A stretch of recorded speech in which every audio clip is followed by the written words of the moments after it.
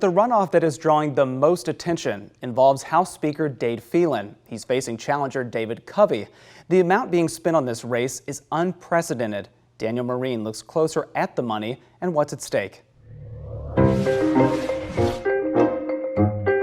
And we're back with another edition of Campaign Context, this time looking ahead to a runoff election that will have major implications for the balance of power at the state capitol. It could also affect you as a Texan. We're talking about the May 28th runoff between current Texas House Speaker Dade Phelan of Beaumont, who's fighting for political survival, and his challenger, former Orange County Republican Party Chairman David Covey.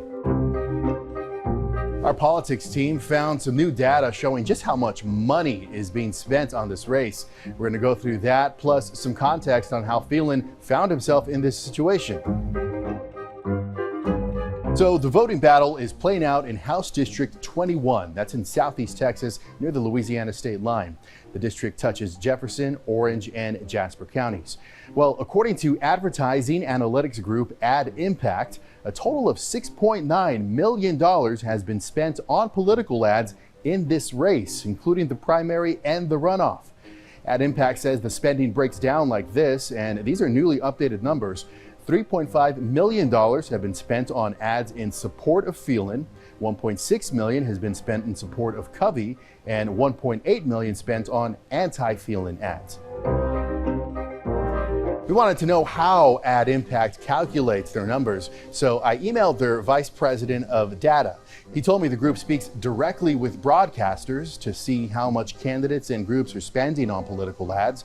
He says they also check FCC filings, and they also do their own kind of ad tracking. So when we crunched those Ad Impact numbers, we found if the same amount of people in District 21 who voted in the March primary, well, if they all vote again in the runoff, that's roughly 34,000 people, it would work out to about $205 spent per voter in ad money. That makes this the most expensive state house race in Texas history.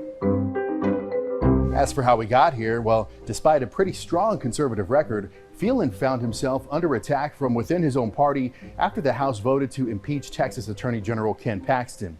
And during the last legislative session, the House also failed to advance one of Governor Abbott's education priorities that would allow families to use taxpayer-funded subsidies to pay for their children's private education.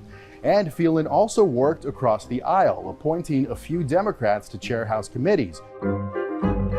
As for Covey, he bills himself as a political outsider. He has the backing, though, of Attorney General Ken Paxton, along with Lieutenant Governor Dan Patrick and former President Trump. And he's also getting reinforcements from an influential national conservative group, the Club for Growth PAC, which announced in March that it would spend about $900,000 in ads targeting Speaker Phelan. Now, on his campaign website, Covey says he does support parental rights when it comes to educational choices for their children, and he says he would also ban Democrats from chairing committees under a Republican-controlled House. Stay tuned for more campaign context as election season rolls on.